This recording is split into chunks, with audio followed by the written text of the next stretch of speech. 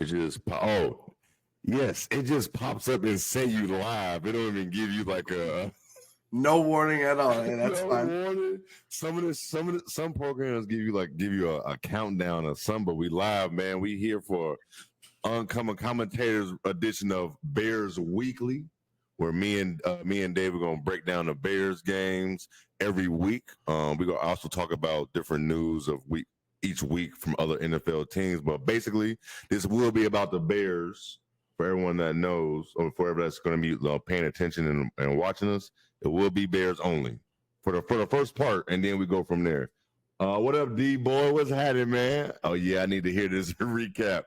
We're gonna get there. First of all, no, Berrigan, you under the weather, man, but I appreciate you still being here, man. Absolutely, yeah. COVID's not keeping us away. Hey, I call it my fault, man. It's old habits. I called you Berrigan and not David, man. My fault. That's okay. It's confusing with the handle on Twitter. No, you're all good. No, it's all good, man. Yeah, we got the coronavirus, but it's fine. We're fine. Everything's fine. The Bears won. We're good. The Bears won. Bears won week 1, 24-17. Happy Victory Monday. Little Peyton was happy. He was happy. He was happy. He was happy. But the first half, it was just 17-3 was the first half, but it was just, I think I texted you, it was like, whoo. Yeah, that was yeah. It was definitely tale of two halves. I will say this, defense and special teams matter. A lot of people try to act like it don't. And I get it, especially in this era of football with offense and everything like that. And now before I let David get into his, I'm going to let him go off. I will say this. I know a lot of people going crazy on Caleb. And I get it because I think it's more so because of what we're used to as Bears fans when it comes to offense. I think it's like we ready to for Caleb to just, and I ain't gonna lie to you, in one of my, I knew in a free league that I auto picked and actually picked Caleb. I had Caleb and Kyler Murray.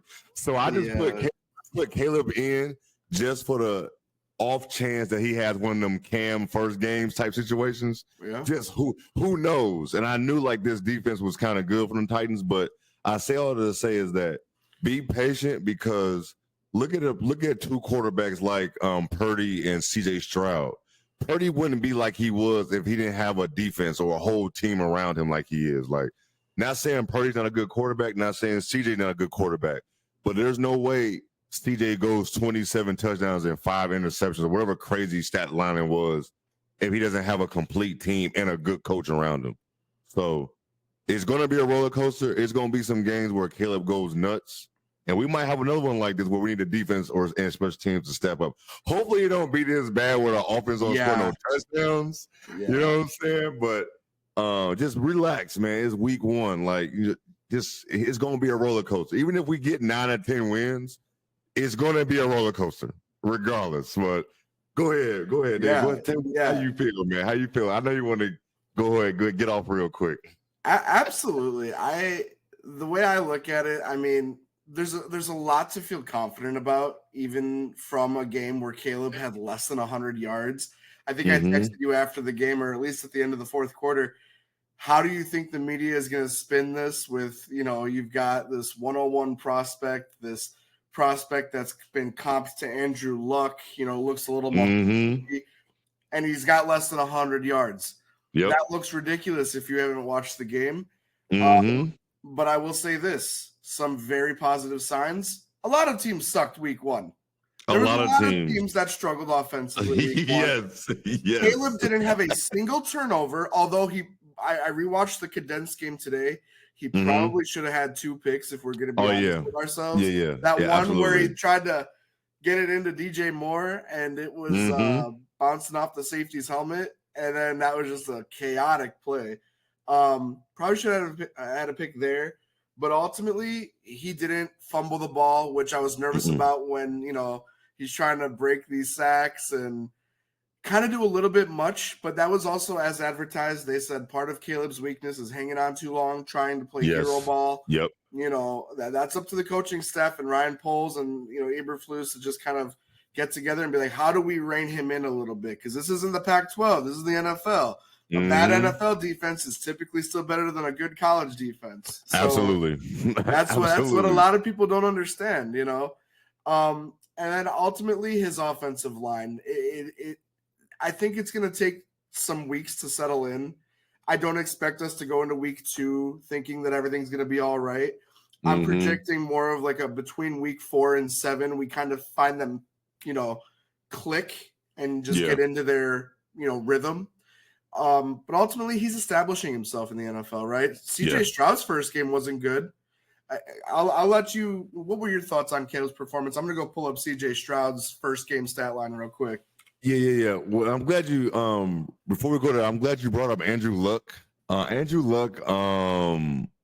First three games in the NFL. It's funny that his first game was against us, but he threw 23 or 45 for 309 yards, 1 touchdown, 3 picks. Second week against the Vikings, 20 for 31, 224, 2 tutties, no picks. Jacksonville, 22 for 46, 313, 2 touchdowns, 1 interception. Hold on real quick, D-Boy, this C position worries me. I don't really care about that too much because 9 times out of 10, they just give the quarterback the C anyway. And I get what you're saying because he's a rookie, but I think that just tells me that the team trusts him. I feel like the team, they got his back, and it seems like they do have his back. But I do see what you're going from with that. I think he's talking about the center. I think he's talking about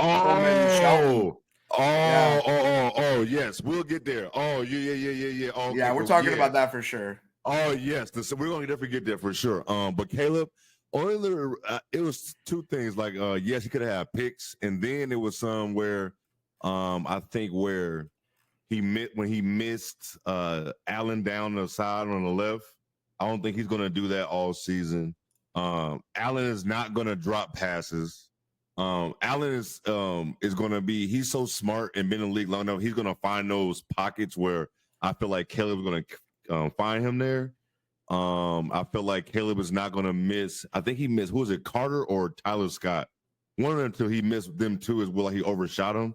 I think this is all just anxious. I know he can say he's not going to be nervous, but it's easy to say when you don't get into a real regular season game and not a preseason game. It's really easy to say you're not going to be nervous. And a lot of people are going to laugh because of the Titans, but they have a good D-line. Like Jeffrey Simmons and them boys, they're going to bring it. And he hasn't seen everything. Like in the regular season, going to be real, and preseason is real vanilla. But I think he's going to be fine. They're going to figure some things out. I wasn't going to be too high or too low off that performance yesterday.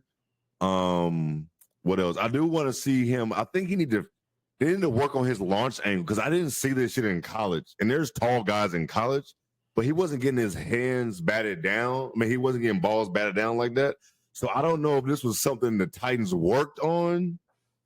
That's one thing I really want to watch the next few weeks because I don't know if this is something like the Titans like, listen, put your hands up. He's from the college. I don't know if this is his first game. I don't know if that's something, if it's a Caleb issue or was the Titans worked on, because I did notice last year Justin was getting balls batted down too, but I believe Justin's a little bit shorter than Caleb. I didn't know people were tripping about Caleb being 6'1". I didn't know that was a thing. Yeah, he's not your traditional like 6. That's the thing, right? We're talking about an inch or 2, truly. Yeah, like I didn't know. Yeah, he's not your 6'3", 6'4" quarterback. Okay. Cry me a fucking river. Like, what are we doing here? Yeah, I think ultimately I was watching the game earlier with a friend, and we were talking about it, and he's like, man, who do you kind of, credit all of those batted down balls to? Because they happened, 4 times by my count? I feel like, yeah, 5? I think it might have been 4 or 5 times. Yeah, for real, and so we're like, is it the defensive line? Do you credit them? Do you put the blame on the offensive line for them allowing the D-line to get close like that? Or do you credit the quarterback with that error because it's, again, if you see the guy in your face, why are you still trying to throw it in that direction? Yeah. And I said, I think it's a culmination of the 3. I think you got to respect the Titans. They have a decent pass rush. I'm not going to say they have world beaters. Justin Simmons, he's great, but everyone else, I mean, but it's expected a little bit. And again, week 1, maybe not as bad. I know I saw that. I'll save it for when we're talking about the O-line, but yeah. You can go ahead. We can go ahead. Okay, yeah. It's all blended, man. Go ahead, do your thing. First of all, I saw Coleman Shelton, and I did not know his name prior to week 1. I will let you know. It's bad when I'm finding out your name for the first time for that reason. Yeah. But there was a distinct play that I recall where the linebacker, I forget who it was, might have been Ernest Johnson. He just ran straight up the middle and knocked him on his ass. And I'm like, are you kidding me? Just like that? I think I counted less than 1, 2, bam, he's at Caleb already. No, yeah. It was ridiculous. But when I was watching, and this is why it's important too to not let social media kind of construe what you're believing here, because I looked back and he tripped over Tevin Jenkins. So, I mean, unfortunate for him to say the least, because we're looking at him like he just got bitched by a linebacker. You definitely text me about that. He tripped. Okay, I'll wear that one. The part where I really had an issue with him, and oh my goodness, we'll tweet it out. I'm sure we could put it on TikTok or something. But my goodness, my man, the Titans were doing a stunt blitz. For those of you who don't know, it's when one of the edge rushers kind of comes and loops not outward but inward, as if where the nose tackle is supposed to be tackling, and they kind of just come along in. This man saw the guy on the right getting double teamed. He's looking around. Where am I supposed to go? Hey, dummy. Oh, my goodness. DeAndre Swift can only block for 1 second, then he's supposed to slip. No, yeah. Seriously. He tried to triple block this guy. Three guys on one rusher. I'm like, dude, come on. You got to work on that. You definitely got to work on that. No, definitely. No, definitely. It was some other things that I saw in the first half. It was like some times where it was routes. There was a couple guys having routes in the same area. It was just it was some confusion. Shit definitely got cleaned up in the second half. Like, you can definitely tell clearly they didn't score again. I don't even think, did they even cross the 50 in the second half? I think they did. Seriously, I think it was a couple of small plays. Yeah, seriously, the defense was flying all over the place. Like, one thing I will say, I will give Flus credit. Flus thing was defense. And I know beginning of last season or the last 2 seasons, it was not good. And I know it got better towards the end, but it's like his defense is really they're getting their guys on defense who they want. They went about it the wrong way, like how they switched Roquan's position and made it seem like he couldn't play. He's a middle linebacker, you know what I'm saying? It's like they did that shit the wrong way, but they got their guys in there, and this defense, they're ball hawks. It's gonna be scary to throw. They can run toe to toe with almost any receiving core out here. The linebackers, they're gonna fly all over the place. Now, the one thing we always was worried about, and we talked about it last week, was that damn D-line.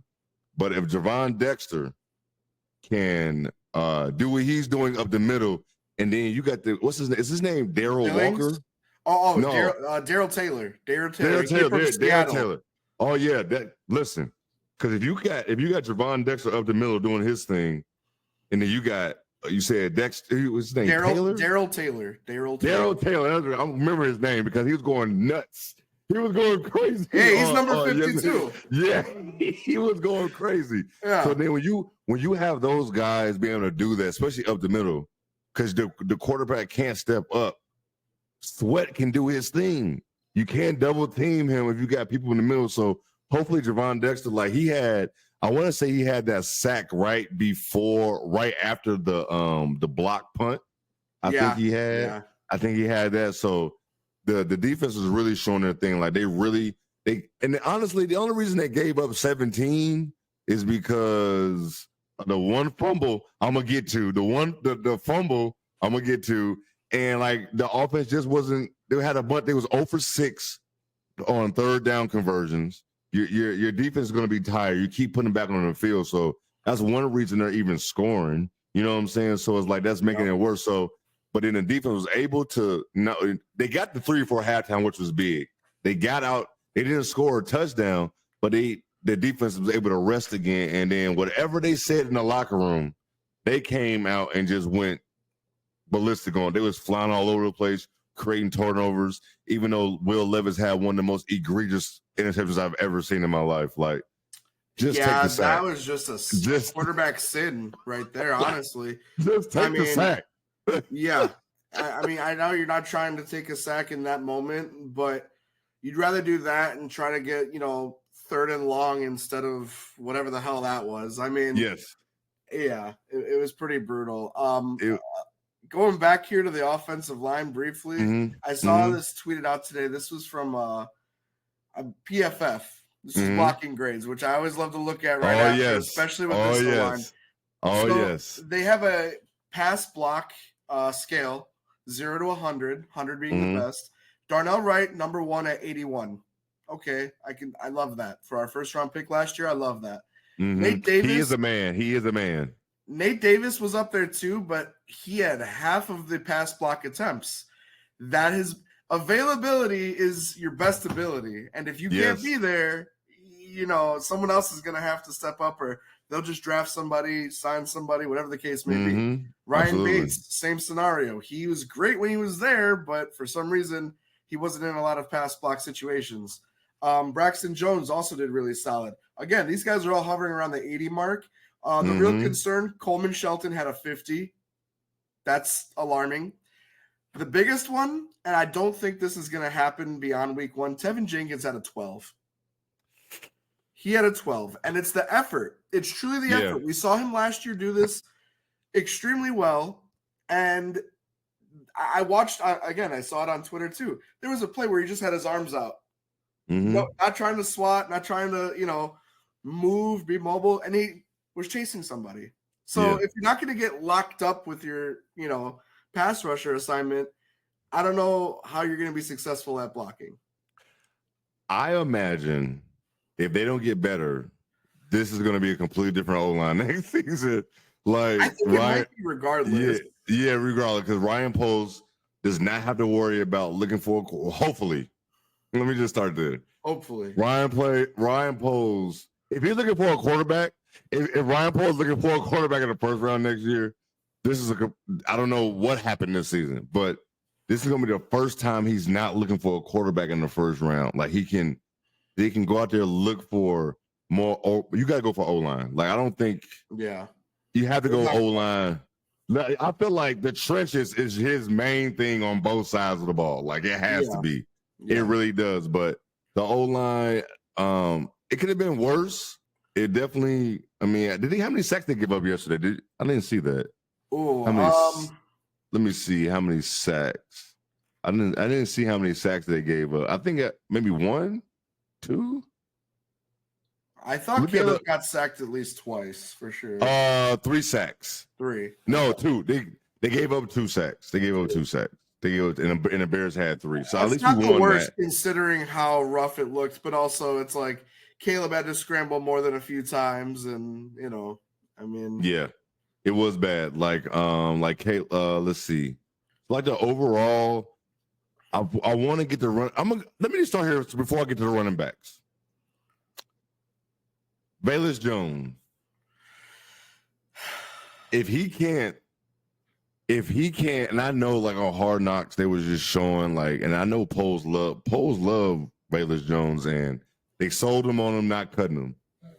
And then one of the main reasons he's there because he's dynamic and his speed. And I feel like one of the main reasons for kickoff, if you can't kick off the ball and you're going to be used as a gadget player on offense, that means you're only going to touch the ball maybe 5 times a game on offense. You're taking if you can't catch kickoffs, you're taking a spot from somebody who can actually do something. Yeah. How can you stay? How can he stay on this roster? Your first one, what isn't the first one? Yeah. The first one, and then you drop it, and then you kick it. Like, it was just all bad. Like, yeah, it was worst case scenario for him. And not to mention too, they ran a screen route, 5 minutes left in the game, and Odunze goes to block for him, and that's how he now has to get this He has his high MCL sprain, I believe it was. Yes. So Come yeah, on, man. Odunze he's week by week now because of the MCL. That I'm glad that's all it is. It could have definitely been worse. Could have been a lot worse. It could have been a lot worse. Some of the stats that was notable to me, well, of course, Caleb was. I like they threw the ball 29 times, so I do like that. I do like that. I do like that. He was 14 for 29 for 93 yards. At first, I forgot DeAndre Swift was even on this team. Like, I forgot even all preseason because I feel like he only had that one play against the Bills in that first preseason game. And I forget he was there, but he was 10 for 30. Caleb, he had 5 carry 15 yards. Caleb had some big plays like on them drives to like on some third downs. And Caleb showed you, of course, he's not going to be athletic like Justin or like these other quarterbacks, but he can move the ball if he has to with his feet. I like to see that in pressure moments. I don't give a damn if it's the Titans or not. It's still a pro team. Let's see. DJ Moore had 5 catches for 36 yards. It was like really at one point he had the longest play, and it was a rushing play, and that was like in the fourth quarter. Keenan Allen had 4 catches for 29 yards. Roma Odunze only had 1 catch. Cole Kmet only had 1 catch. So you could definitely tell Caleb was confused, and you expect that from a rookie who has never seen a for real pro defense, who's not going to just be vanilla. Like I said, the 29 attempts lets me know they trust him to throw the ball. Yeah, that was refreshing to see because, I mean, yes. I know we would constantly be like, every drive we're going 3 and out, and there's 2 rushes and 1 pass that's incomplete. Yeah, like that shit would get boring, and you would just know what's coming. So like 29, even though they didn't score a touchdown, he didn't have over 100 yards passing, but 29 attempts lets me know there's opportunities to be there, and he had them. He just overshot them. Anxious, just anything can have first game of the season. And it's gonna be like that. And that last night, Collinsworth has said, and I never thought he was like, none of these guys are in shape for 4 quarters. Like, so it's gonna be all type of mishaps, and usually the offense takes sometimes a second to catch up. You don't need a rhythm on defense. Like, we're coming. We just know what's going on. On offense, you gotta have a rhythm or everything on offense. So like you gotta catch up a little bit. Sometimes, some offense that's been together for a few years, it don't take that much rhythm, but this is everyone's first year together. Literally, everyone's first year. So first game, we got to win. Could you imagine if we didn't have this defense? It'd have been worse than this. It'd have been a blowout. My first thought after the win was, I wonder how. I mean, and I'm glad Justin Fields and the Steelers won. But man, if Justin had this type of defense to bail him out, because let's face it, Caleb got bailed. He did. So it's like, man, that's a luxury that not a lot of rookie quarterbacks have. Especially a rookie. Especially as a rookie. Yeah, and we definitely saw it. Caleb, I love his overzealous, form of confidence. But let's be honest, everyone gets nervous. I don't care who the hell you are. Michael Jordan got nervous. LeBron James gets nervous. Doesn't matter who you are. You get nervous. And it showed on the field. Those overthrows, I think he was nervous. So he didn't want to throw an interception. Yeah. And then I think part of it, too, he is trying to establish what I noticed, the windows that he has to make these passes that he's used to making in college all the time. Well, it's easy to hit DJ Moore when there's second string, DBs coming after him in preseason. Yeah. But when you've got L'Jarius Sneed, probably a top 5, top 7 corner in the league, draped all over him, it's not so easy anymore. Those windows become much tighter. Yeah. And that's something I think he's going to identify. I think that Waldron and, the rest of the staff is going to work with him on that. But ultimately, I think it's identifying what windows do I have in the NFL that or what windows do I not have compared to what I used to have in college? I think that's one of the biggest things.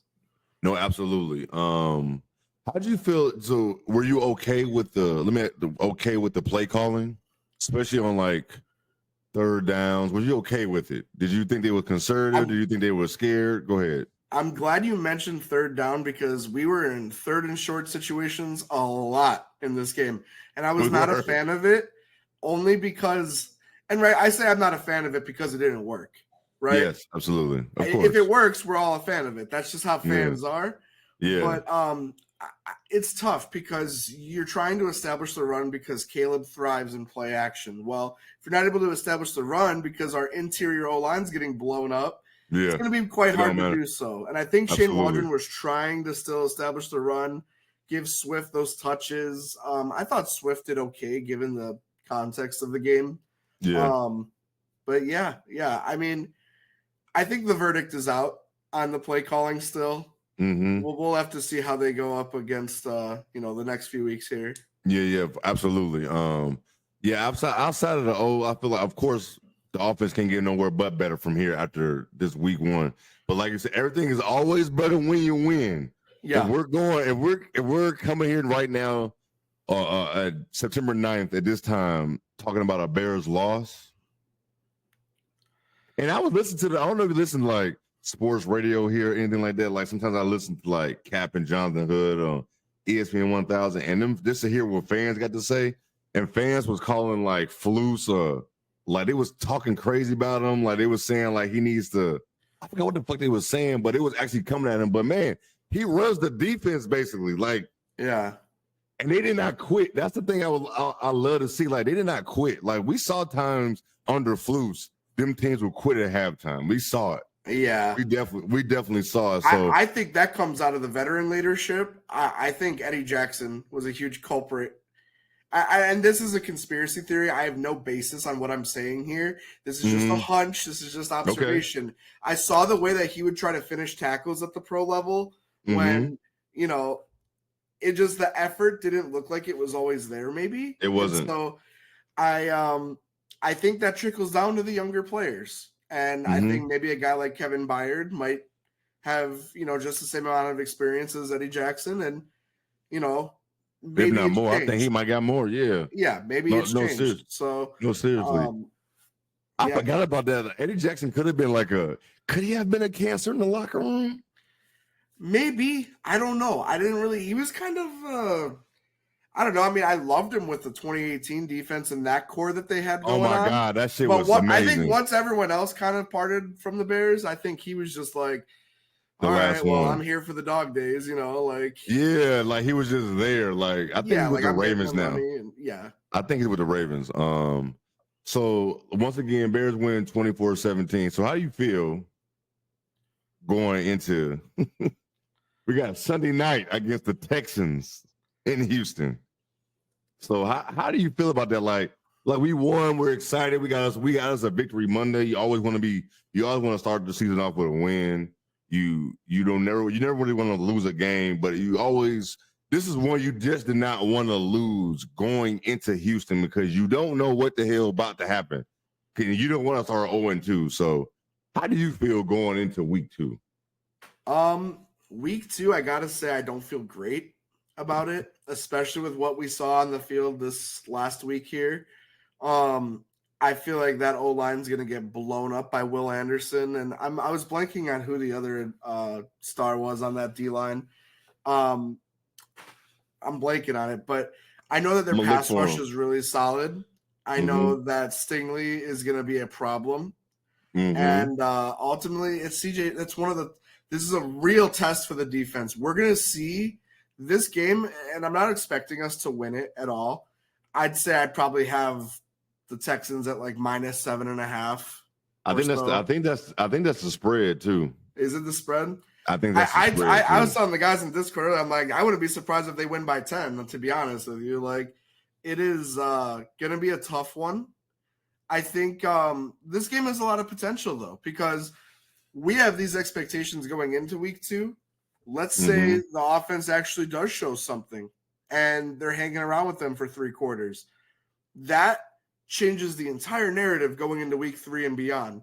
Let's say the defense hangs around and stops that magnificent trio of Stephon Diggs, Nico Collins, Tank Dell, and not to mention Joe Mixon. They've got 4 major issues they have to address, in regards to that offense. And they got Joe Mixon. I don't know if you said Joe Mixon. Yeah, Joe Mixon was the one. Yeah, I mean, him running the ball, you got 3 studs at wide receiver. It's like that's going to be a tall order. Tall but order. we're going to see what the ceiling of this defense can look like. Because I'll tell you what, if we hold them to sub 21 points, I'm starting to get real out of pocket. And I'm thinking, man, this might be a top 10, top 5 defense in the league. Man, let me tell you something. Yes. Yes, I'm with you on that. Like, because don't get me hyped up, because I was getting hyped up yesterday and we wasn't even scoring touchdowns. Our defense was just locking the fuck up. But I'm with you. And real quick, it is Danielle Hunter. Who else is on the D-line? I forgot they got Jimmy Ward in the damn secondary. They got Mario Edwards. Yeah, they are. So it's going to be a test. It's going to be loud in that dome in Houston. It's going to be loud out there. So I'm with you. I don't know. I think for my season, like going through their roster, going through their schedule, I think I did pick them to lose. Of course, I didn't pick like a score, but I can see like a 28-25 or some shit. I can see a score like that. I can see it. Even though I know we didn't score offensive touchdowns, I don't think it's going to happen every week. That's just not possible. Yeah, not I don't think it'll happen every week either. Yeah. Just because who we have, like we have running backs, we got tight ends, we got receivers, we have it all. Like we have what you need, and we, of course, we don't have the best O-line, but we damn sure don't have the worst. Yeah, and I think the O-line, like you said too, they have to kind of figure it out. They have to understand, what didn't work on week one. Let's make sure we can never do that again, and just move forward from it. Because I believe by the time it was all said and done, I thought that we were middle of the pack as an offensive line last year. Yeah. And so, they've only been trying to build on that. I think Braxton Jones has been solid. I think Darnell Wright has been, still growing and potentially even becoming better. And ultimately, I don't know. I think if I'm being optimistic, I would love for them to be within a touchdown. But if I'm kind of, being the pessimistic Bears fan I've been for most of my life, not what I am on Twitter, more of what I really feel. But I think they're, I don't know, I could see like 21-10 or 28-14. Damn. I think it's going to be a rough one. I do. You think so? This is going to be the game. This is going to be the biggest growing pain for this team this season, in my opinion. This is the game that's going to be like, hey, you are not fucking ready to be a Super Bowl contender. This is what a Super Bowl contender looks like, but it's going to build character. We talked about it last week, right? You got to get your ass kicked in the NFL. You do. To build character. And I think this is a game that's going to do that for the Bears. Man, the only reason I don't want this shit to happen on Sunday because it's prime time. Yep. Yeah, that's the big one. Yeah. Like, I don't want, of course, people can see any game, but why can't I would love for it to be a noon game. Yeah, make it one of those hidden 3 o'clock games too. I don't care. Get our ass whooped, and people forget about people may see it because we got Caleb as our quarterback, but when it's prime time Sunday night, everybody's watching. Yep. Everybody's at home. Everybody's getting ready for work next day. They're watching football. So that's one thing. If we do lose, please don't get because we've been getting our ass kicked a lot on prime time. Yeah. Lately. So it's like, I don't want us to get, but would I be surprised if we do? No, because like you said, sometimes it takes that. Like you need to see like that shit was rough. I don't know how much rough you wanted to get after what happened on Sunday, but when we mean by rough, we mean like they just can't do nothing with them type shit. Like you can do it on offense, you can do it on defense. It's just like a whole team effort. So hopefully it doesn't happen like that because, and I know on the flip side, if we do blow them out, if we blow them out on Sunday, oh my God. I'm going to get out of pocket. You got to follow me on Twitter because it will be actual cinema. You're going to see me just get into the most wild conversations with people. And it's going to be miserable. Yeah, I will be out of pocket. No, dead ass. If the Bears go into Houston and some way, somehow, just look like a completely different team on offense, and the defense stay the same like they were on Sunday, and they just run through the Texans, block me now on social media. Block me now. I got a question for you. Okay. If the Bears do get stomped this upcoming Sunday, what do you think is going to be the biggest media narrative that is floating around on social media after that? I think it's going to really depend on. Now, it depends on if Caleb has another bad game, And I mean, like, I'm talking about, like, when I say bad, I'm talking about he's throwing picks and shit. He got, like, maybe 2 picks, a fumble type shit. Boy, and don't let the Steelers win again. Regardless if the Steelers win has anything to do with Justin or anything like that, it's gonna be that the Bears make the right decision. Regardless. I think regardless, if he has a bad game, it's really gonna be on him. But if regardless of how they lose, I feel like Justin's gonna keep getting most of the heat. Regardless.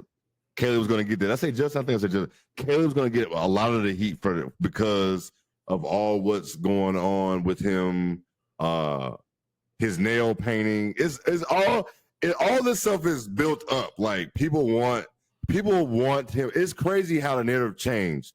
Everybody was telling us, you guys have to get rid of Justin. You have to get rid of Justin. You got to get Caleb Williams. Now that we got Caleb Williams, and Caleb Williams is showing that he is one of those guys. He has that arm talent. He is one of those guys. Now everybody's trying to act like he ain't shit now. You know what I'm saying? So they're waiting. So they're waiting. I feel like no matter what, he gonna get most of the blame at all times, unless it's just that unless the defense was just that bad. But I think it's gonna be Caleb on him all the time, all year. Yeah, I mean, even this morning I saw a post online that was talking about Caleb's first game stats, and they're like, Caleb in the summer, and it shows Carl Weathers from the Rocky movies just ready to go, and then it shows Caleb week 1, and he's knocked out on the ground. It's like, come on, man, what are we doing here? Like, like, are we expecting him to be right away? He's Patrick Mahomes. He's gonna come out, throw for 350, 4 touchdowns. Like, you're just unrealistic, and you are. I forgot to write this down because I was driving when I heard this, but they said like the last 20-some years, first overall picks or first round quarterbacks, they're like 5-20 and a tie in their first game. Yeah. Like, the last one to get a win was David Carr, I think, in like the early 2000s, mid 2000s. So they're saying, like, what the fuck? Like, yeah. Like, come on, like it doesn't happen that way. And usually when you're the first overall pick, you're going to a bad team. Absolutely. He just looked up that the Bears Ryan Poles was able to fleece the Panthers, and that we end up having another first round pick. You know what I'm saying? Yeah. Because we got lucky. We got lucky with another pick. So it's just like he just looked up to had this foundation of defense already. He could be looking like Bryce Young look right now. Oh, yeah, I think he would, to be honest. I mean, let's face it, Bryce Young's not being set up for success. I know he had some rough throws this last week, but yeah, I mean, that team doesn't really look like they're going to be competing for anything anytime soon. Exactly. And that's why I thought the whole discourse of, does Caleb actually want to be a Bear? Why wouldn't he? He could be a hero for a city. He goes to a good team. The Bears were a good team outside of quarterback, and that was last year before they made all these additions. Mm-hmm. So I mean, yeah, it's still a good scenario. I think I'm not too worried about the offense this year. It's a good city. Yeah, it's slow. And after the Bears, who was it? It was who had the second pick? Was it the Commanders? Yes, Patriots. The Commanders. They took Jaden Daniels with it. So it's like, do you think? Would you think Caleb was going to pick the Commanders or the Patriots situation over the Bears? Hell no. No. You know what I'm saying? Like, there's no way he would have. And I get that he's from DC. There's no way he was going to do that. Mm-hmm. He was going to be a Bear regardless. So I know if you're hating on Caleb after this game, you're already praying for his downfall. And then I asked you, are you actually a Bears fan? Like, people who are like, not get it. You a Justin fan? Matter of fact, I got a Justin hoodie on right now. I got Justin Fields right here on my wall. I mean, like, I'm a Bears fan. Yeah. Like, one thing about football is different than the NBA. NFL is different is where in the NBA, I'm a Bulls fan, but I follow players more than anything. In the NFL, like, I'm a Bears fan. Like, yeah. You know what I'm saying? Like, once you Yeah, it sucks. I want you to be our quarterback, but you're not our quarterback no more. So guess what? I done moved on. I'm not looking at what you're doing over here. Yeah, I'm looking at it, but I'm not gonna compare this shit over here. I done moved on at this point. You know what I'm saying? Like, it is what it is. So it's like people who is like preying on Caleb's downfall. Are you really a Bears fan? Are you not excited? I've had people tell me I'm just not excited yet because it's not Justin. What the fuck? You're not a Bears fan. You know what I'm saying? Like, you're not a fan of this team. Yeah. Don't say that. You're definitely just chasing hype. You just want to feel like you're a part of something. Yeah, that's it. Like, what the fuck are yeah. you talking about? You're not excited yet because it's not Justin. Yeah. He didn't have all the help in the world, but he still had times to show that he's capable of running a pro offense every week. Because look, what he did yesterday for the Steelers, I've seen with the Bears. Yeah. Yeah. Defense kind of, and that's my thing, right? It's like the whole Justin versus Caleb debate. I mean, at the very worst, let's say Caleb is, just not going to be what we thought he was, and we don't have to pay him. That's also the biggest thing. I was telling people months ago, the biggest decision that Ryan Poles is going to have to face is, what's going to keep me my job, and what's our best chance for winning? Well, paying a quarterback, we mentioned it last week, you're kind of putting your team in a tight spot once you have to finally start paying the quarterback.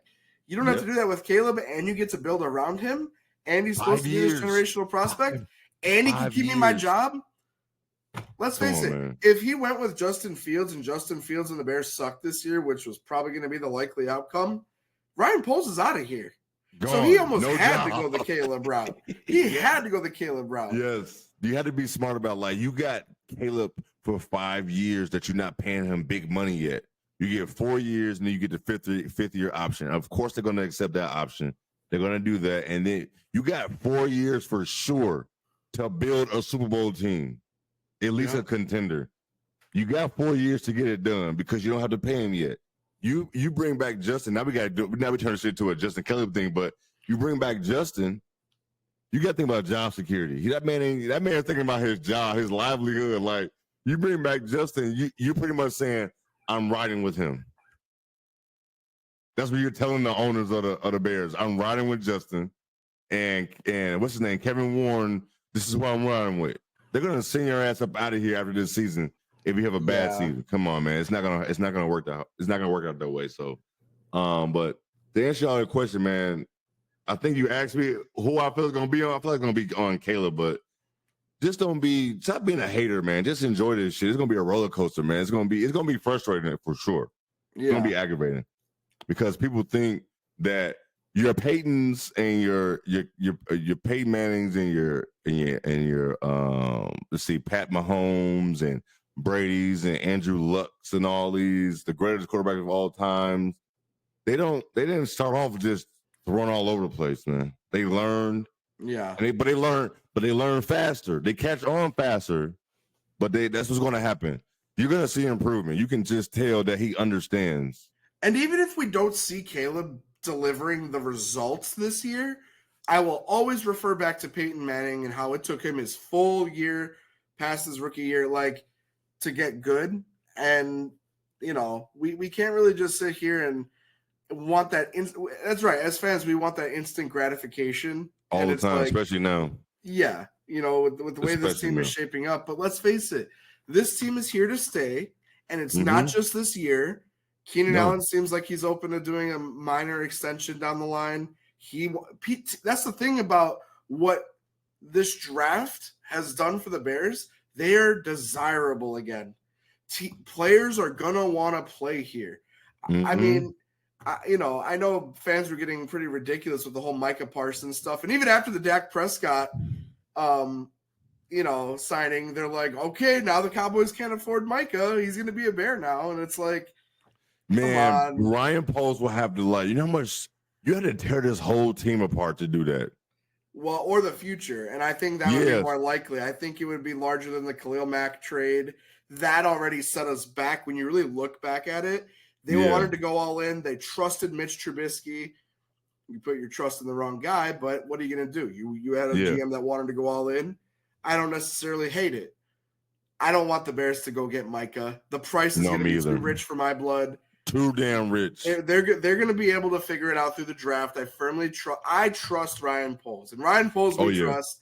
And Ryan Poles we trust is right. Yes. Damn it, you are. We're going to have 3 top 100 picks or top 60 something picks still. Yeah, we are. Yeah, and the Panthers look like they're going to be generationally bad. Yeah, so we might be talking about having picks 133 or not one, Jesus, but somewhere in the first round, pick 33 potentially, and then somewhere in the second. I think we can address, 2 O linemen, maybe a D lineman. For sure. Like you said, just establish those trenches, build them. Yeah, that's all you got to do. That's basically for sure. Man, anything else before we move on to straight some NFL news before we get up out of here, man? We both got, I don't know, so you have them losing, right? You have the Bears losing. I do have the Bears losing, yeah. Get them losing, and you said what? What you say? You gonna give me my final prediction? I'm gonna go 31-17. I think it's gonna be a rough one, and I think 31-17 is my final prediction. All right, you got me right now. Listen, I'm going 27-24 Bears. We're going down to Houston. We're going to eat up some barbecue. We're going to come back to Chicago with a win. Let's go. Caleb says, fine, I'll do it myself. Yes. Can you imagine? Oh, my gosh. We're going down there. We're going to shock the NFL, man. Could you imagine if they did that on prime time? Man, I'm hoping, man. I'm hoping. Any given Sunday. Any given Sunday. But yeah, you got the Texans win. I got the Bears winning. I think we both wouldn't be shocked if it reversed. So we wouldn't if either team win. But yeah, man. Anything that shocked you in week 1? Anything that caught your eye across the NFL? 2 things. One of them being Jerry Jones deciding 1 hour before the first game on Sunday to finally pay Dak Prescott. It's so on brand for this. Very. I'm not going to use that word, but it's very on brand for Jerry Jones. Yes, it is. I don't know. He's just a weird guy, but Dak got his money, so at least he's not doing the Jamar Chase holdout debacle. Yeah, and he's still holding out, right, Jamar Chase? He played Sunday. He did, and it was not good. I didn't see none. I didn't watch none of the. I didn't watch none of the highlights from New England Cincy. I just know New England won. I could not believe it. You would have thought based on that Jamar didn't play. Yeah, I didn't look at no box score. I didn't look at no box score or nothing from that game. I was going to actually go back and look at it, but I'm really going to go back and look at it now since I know Jamar Chase is actually playing. So yeah, and I mean I think he had 1 practice. Yeah, so, Yeah, what are we talking about? Yeah. He was going to practice and just standing on the sideline. Just stay at home. Now, the even bigger thing that stood out to me was Tyreek Hill getting detained a block away from the Miami Dolphins venue. Yeah. That was a very, very peculiar situation that I just can't seem to wrap my head around. I think I'm going to let you I want to hear your thoughts on this situation. For those that don't know, Tyreek Hill, who played on Sunday, this happened on the way to the stadium. So this is probably shit. This is probably like 8 in the morning. Like this shit is probably happening, So he's probably late getting to the stadium, or probably not. He probably got a fast car and just saying, he said he was late in the video you sent me. He said he's like, hey, can you just give me a ticket and let's move this. I'm gonna be running late. I did hear the ticket part. I didn't hear the last part. So he was driving a fast car, but he was running late. So he had a window up. Of course, it's hot as fucking Miami, so he's gonna have the AC on probably. So the police officer, before he could let his window down, the police officer knocked on his window.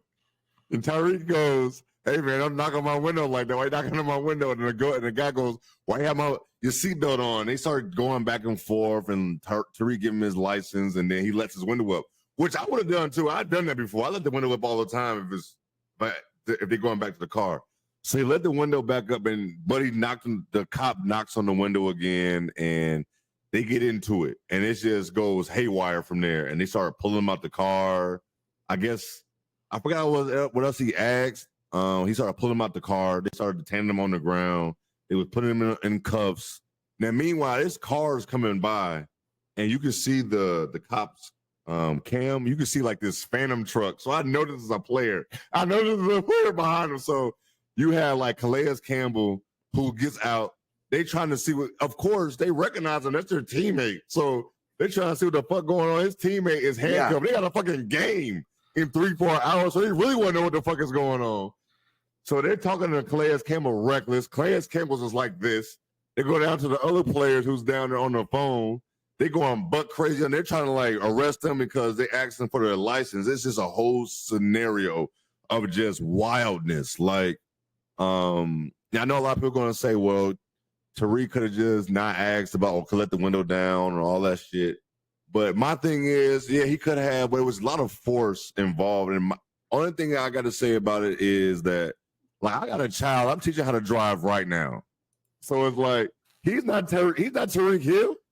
He's not Tyreek Hill. He cannot get out of that. You know what I'm saying? Like, I have a child. He gonna be driving a car in a few years. So it's like, I think about a situation like that where with Tyreek Hill just went through yesterday, that who knows if he wasn't the Miami Dolphins star receiver, he didn't even got out of that situation.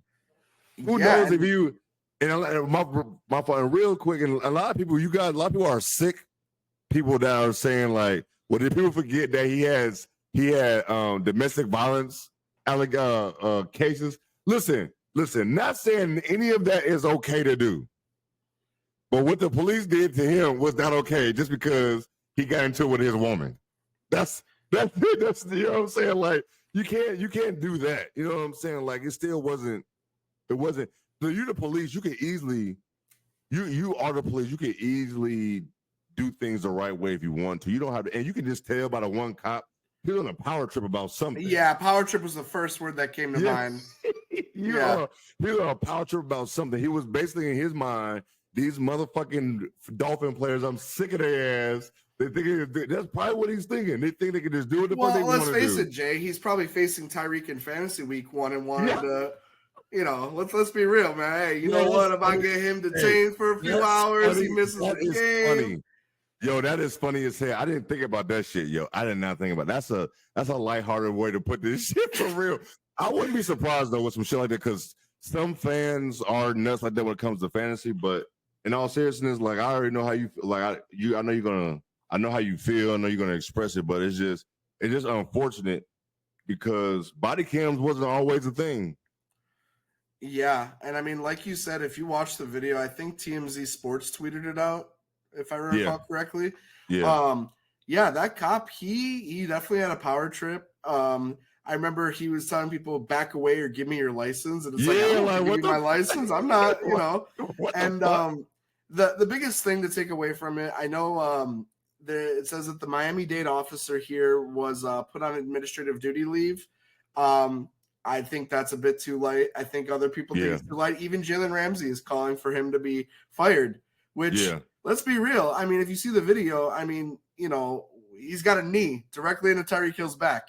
Yeah. If that prevented him from playing, there's so many different outcomes that could have come from that. And we're lucky that it wasn't much worse than what it was. But, I mean, you look at, I think the biggest modern reference point is George Floyd 2020, the knee on the neck, right? Yeah. And it's like, you're still having these officers put it. Tyreek, although he may have, the way he handled it in terms of like he's a football player, right? He's naturally a more like, what are you stopping me for? Let's keep it moving. Just straight to the point. Yeah. And I think, the officer probably doesn't really engage with people that have that type of personality. Nope. So I think, was Tyreek being exactly cooperative? That's in the air. But was the officer kind of de-escalated the situation? No, absolutely not. The officer was escalating the situation. Yes, he was. And Tyreek didn't even do anything. He's like, I just came off knee surgery a few months ago. He says it in the video. Yeah, he did. And they just knock him to the ground. Yeah. No, seriously. No, So I'm with Jalen Ramsey. I don't think those gentlemen deserve to be in their line of duty. I think and it's I know there's a whole debate that can go back and forth, and that's not what this show's about. But ultimately, like you said, and like Tyreek said, what if he wasn't Miami, Miami's wide receiver star, Tyreek Hill? What if he was just, anybody getting pulled over? anybody? Yeah. You know what I'm saying? So it's just that's the unfortunate thing of that whole situation. And the fact that, because it's crazy that I thought all this time, I thought it happened after the game. But then I saw him talking about it after the game. I said, did you see his touchdown celebration? First of all, we saw it in Discord, and we're like, man, we got to put a parlay together. 100 yards easy, touchdown easy. He got 130 yards and a touchdown. And then his celly was crazy, bro. Yeah, it was. His celebration was insane. And if any of you want to watch this video, I'll put all the stuff in the description on all the stuff we're going to upload the episode on if you actually want to watch it. Because I like watching them. I don't like, of course, I'm going to read headlines, but I don't like just reading headlines. I got to read the article and watch the video because sometimes key things be left out. Not sometimes, all the time. You know what I'm saying? So, and the video was just like I thought it was going to be because I knew a video was going to come out once I heard about it. So I had to watch the whole thing, and it went just like I thought. Like, how you going to ask somebody, how you going to try to arrest somebody because they're not giving you a license? They're not even in this situation. They're trying to figure out what's going on with their friend. They're going to work. I think anybody who's going to work saw a coworker or a friend hemmed up on the side of the road is not going to just keep going by. You know what I'm saying? So it's just bad. It was bad. So I think that just took over some of the other shit that went on in the NFL. But the NFL is back. There's always some drama going on. There's always some shit. My gosh, an action-packed week one on and off the field. My goodness. Yes. Real quick, Brady had his first game. Not to, my bad. I didn't mean to just take away from Tyreek's situation, but I don't think there's really nothing else to even say about that. It's like it is what it is. Like the cops did that shit. It wasn't like there's no much more I really can say on that situation where I'm not shocked, I'm not surprised, and I'm glad he's okay. I'm glad he was able to ball out like he did, and that cop just don't need to just be on the lead. He needs to be fired.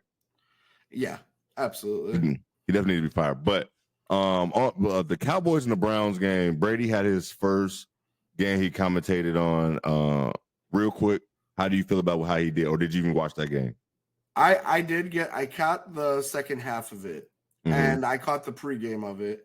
And I gotta say, I think it's the first time we've seen Brady not be absolutely spectacular. Yes. We've seen a guy who's been so talented at football for so many years, and we think of him as perfection, right? He's got all the plastic surgery, he's got the money, he's had, just a very luxurious life. And we look at him here, and it's like, oh, he is human, right? And so ultimately, I thought he was solid. I think. Yeah, me too. There's a lot he could work on to kind of get better at his craft. I think when Tony Romo kind of came onto the scene, it was like, wow, he's actually surprisingly really good. But much like Caleb, where he's got to develop, I think Brady's going to just have to develop. Oh yeah, I think he'll be good by the end of the year. Yeah, he's going to be fine because we know he knows the game. Yeah, like he knows the game, so he's going to be just fine. But the reason I even brought that game up is because not even because of the Cowboys. Deshaun Watson. Oh, yeah. I know the story came out about him. If you actually want to read it, I would drop this shit. I would drop it in the description as well. I'm not going to read this on here. It's, I will say it's kind of graphic with what they had to describe and things, but the Browns need to find a way to get out of this contract. He doesn't look good no more at all. Like he can't read a defense. His arm strength is dust. He does not have speed anymore. They might just cut their losses, get this nasty ass dude up out of here, and just start Jameis Winston at this point. No, seriously, because it's just it's bad. Like, and I get it. It's terrible timing. I feel like somebody was waiting till week one that happened to drop this article today. But it's bad. Like it keeps happening, and he's not fully guaranteed. Like I did find out like the Browns can get out of it if it's some more shit. So they need to get. I think he's owed like $70 million plus like the next couple. Yeah, I know the full contract was what $235 million guaranteed, and that was. But see, you know what though? That's just a Cleveland Browns move because it is. I don't even feel bad for them. That's the thing. I don't feel bad for them. You doubled down on this decision, knowing what he got into. You traded so many assets. You gave him so much guaranteed money when you were the team that had leverage. You had leverage. What are you doing? It makes no sense to me. My only question, for those of you that don't know, Deshaun Watson, he's sued for sexual assault and battery that took place in the year of 2020. Was this a part of that initial rollout? Because I know there's a lot of cases. And that's the thing. If this is a separate incident. Yes, bro. That's what I'm saying. Deshaun, That's what I'm saying. Like the details in this is nasty. Like I'll put it in the description. Like I said, I'm not gonna read it. You can read it. I warned you here, basically. Yeah. So, but it's not. He's a nasty dude. Like on top of that, and his play is not even good. Yeah, I saw on the McAfee show. They said he might be a better person than a quarterback, and that's not saying it's not right. But he's been bad. He's a bad guy. And yeah, it's just you've got the football on top of it too. It's like, man, you're bad. Tough. Like you gave him all this money. He didn't have to prove himself, and you traded away all that collateral, all the assets, first round picks. So you just set up the Texans just for life. Yeah. What? For Deshaun Watson? Come on. Yeah, man. Right. Like if you're doing that and you're getting a premier player, and I know he was still talented at the time. I know he was still talented at the time. It's just with all of the baggage that comes with it, right? It's not like this was some person that's had a quiet career and who's been really good. This is a high-profile case, and now you're getting yourself in the mix. It's on brand for the Cleveland Browns. They just, You had a chance. You could have anybody at quarterback. I won't say anybody, but I feel like Jameis gave them some better chance. Didn't Flacco lead him to the playoffs last year? Flacco was wonderful when he came in late in the year. That's what I thought. Like, come on now. So it's like, man, it's just that really caught my eye. Like with that article and everything, he has to go. Start Jameis Winston. One more thing. Another thing that caught my eye is your New York Giants. Yeah. Yeah, no, I'm ready to wear that one. However, I will give them a mulligan. I think they deserve it. Okay. One of the biggest things that I noticed was Kayvon Thibodeau. He got benched for discipline in the first quarter early on. Oh, shit. He had a face mask on 3rd and 15. Oh. Dable said, the fuck, we are not starting that. And so he got benched, I believe. I don't know if it was the rest of the game, but it was majority of the game where he was. So that's obviously not excusable. Daniel Jones, he's having the Sam Darnold ghost effect. It was just all around bad for that Giants team. I know once they say when a head coach is initially calling plays and then, delegates that to a coordinator and then you hear the reports of them bringing it back on. That's usually the beginning of the end. Dable, I think, going into the year, I'm like, man, I wasn't too concerned about whether Dable's keeping his job or not. But if you're the Giants, what's to lead you as, ownership and, just, whoever's running it over there? I mean, who's to say you're not moving on from Schoen? You're not moving on from Dable. You're not moving on from Daniel Jones. I mean, why not? And with all the money that they gave Daniel Jones to, a couple of years ago, a lot of that was guaranteed. They need him to not be hurt because I believe there's a way that they still end up owing him money. I just know that it's a very difficult situation if Daniel Jones has another season-ending injury. So they're almost better off just if he's playing bad, throw Drew Lock in there. Truly, I mean, I still think the team has a lot of potential. Whether Daniel's part of it or not, that's to be determined. I know a lot of that verdict is made by a few already, but yeah, it does not look too good for him. I think Malik Neighbors still looked good though. I mean, he still had 50 yards on 2 catches. So they got some players over there. It's just I think it was a bad few couple days for the Giant fans. You got you have Barkley going crazy on Friday, ballistic on Friday, and then you go here on Sunday and he's looking awful like you did on Sunday. But yeah, man, there's I had to bring that. I saw that. So I had to bring that shit up to you. I But the understand. Giants definitely got some players. I think it's just like any other team. It's the quarterback position. Like they got players.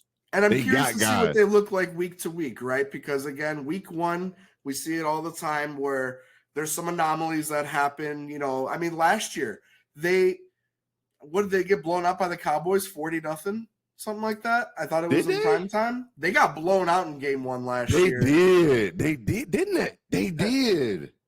I believe Who it was was against that? the Cowboys. And so, it's week one. That's what I tell a lot of people too. I'm getting a lot of messages in fantasy. Oh, this guy's playing like shit, and it's like it's week one. Let's revisit in week 5.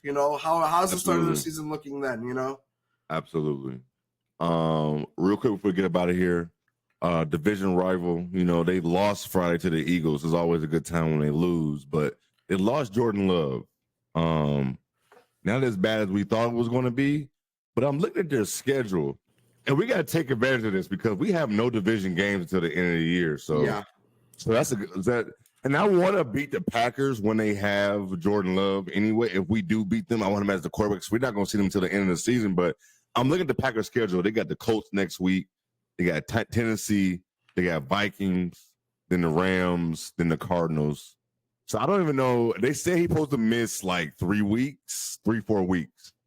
So you got Colts, Titans, Vikings, and say like he missed the Rams game back against the Cardinals. But I feel like, do you think with him missing the 3-4 weeks, is there a good chance for us to make it get the second spot in the NFC North? Oh, absolutely. I mean, I look at their next few games here, and I see the Colts. Colts played the Texans very well. I think they overachieved a little bit, but ultimately, I think again. I say that, but we don't know what Anthony Richardson's ceiling is. That throw he made it was like a 60-yard bomb. He's an alien. He's phenomenal. Yeah. No, he's really good. So I'm curious to see how the Packers defense handles him. And whether it's going to be, whether they sign Ryan Tannehill. I know rumors of that were swirling around, or they go with Malik Willis. I think they still have a really good team to still win games, so I could see them maybe taking that one from the Colts. Yeah, I'm curious to see how they play against the Titans because the Titans, they're still going to be underrated in my opinion. I know Will Levis played a very sloppy game. Will Levis gave us that game, and I know that Brian Callahan is not going to let him do that again this year. And if he does, then you're out of here, Will. But absolutely, the Titans played really impressive defense. And ultimately, I think their offensive line is, kind of what we thought they were. And I'm curious to see how that one plays out too. I think these next 2 games are going to be trap games for them for sure. Yeah, and I think the Vikings, I'm a little more optimistic for them to lose against the Vikings as well. Yeah, so we'll see. It's definitely going to see. We have to take advantage of these. If he only missed 4 games, we need dubs. We have to take advantage of our games for sure, definitely. Yeah. Oh man, but man, we had an hour. Like I said, we're gonna keep it short for us, man. We keep it short for us. But anything else before we get up out of here? Anything else? The Bears. That's all I gotta say. That's all I gotta say. The Bears. Till next week, man. We up out of here, man. Peace. All right. See ya.